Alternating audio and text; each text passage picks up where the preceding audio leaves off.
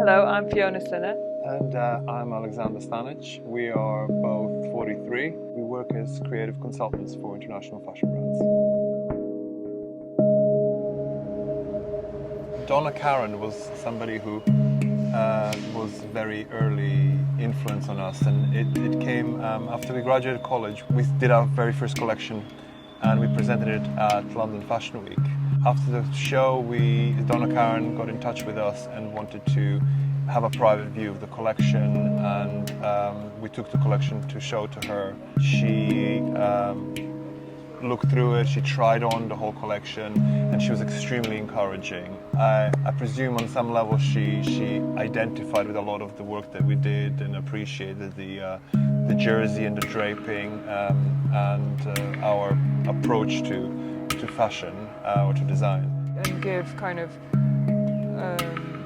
like a confidence to carry on in the direction in which we were going. Yeah, and kind of confirmed that our way of approaching the design process was the right one for us. So,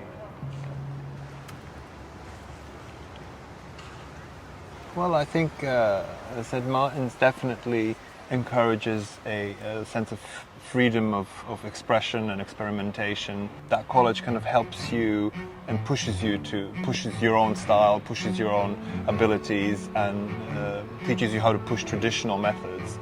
There is, in general, very much of an art house approach to St. Martin's education.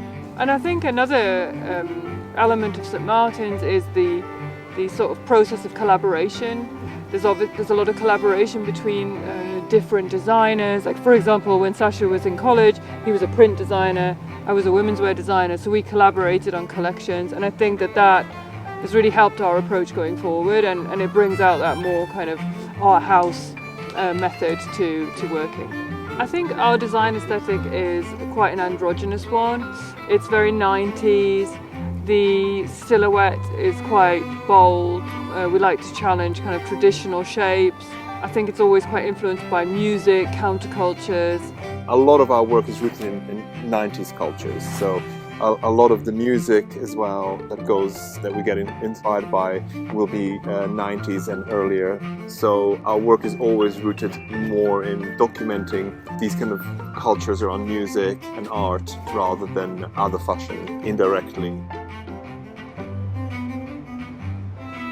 We maintain individuality through, I guess, not focusing on fashion trends. So we are always looking for new areas of inspiration, new kind of concepts to work on, and it's more about us developing our individual style. And I think that in itself kind of pushes fashion boundaries or pushes your own work.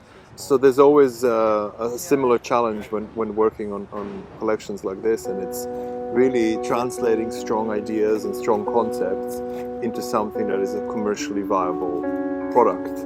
So, we start with a very raw and conceptual idea. It might be a hand-painted concept or a hand-knitted concept, but then we have to figure out how we're going to produce this. But it's an interesting challenge, I think. It's really what the fashion design process is about. For our collection with Fabrique, we really wanted to consider the woman. We want to create a collection that is suiting a woman's lifestyle, not the other way around. So when we're thinking of this kind of more avant-garde character, we think, what kind of a wardrobe would she wear and how would that suit the situations that she's in? So I think for the collection with Fabrique, we started sort of thinking what could be an amazing kind of small capsule wardrobe of interchangeable pieces that would fit into this kind of more modern conceptual lifestyle.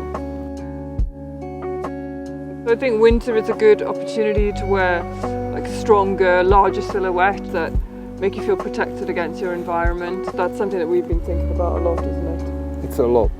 I would say also layering, a lot of beautiful textures like knitwear with leather outerwear or kind of mixing those textures of more fuzzy and smooth.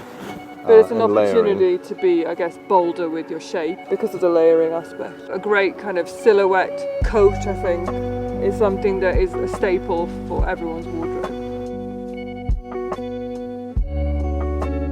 Uniqueness is about being playful with your freedom of expression. So we like to challenging silhouettes, we like to challenge traditionalism, and trying to figure out your own signature and your own language. I think maintaining one's own individuality usually comes from following your own path, not being influenced by what else is happening in the fashion industry. So we tend to kind of develop our own style. We look for our own areas of inspiration, things that we find fascinating, whether it's music, art, and I think that's where individualism comes from.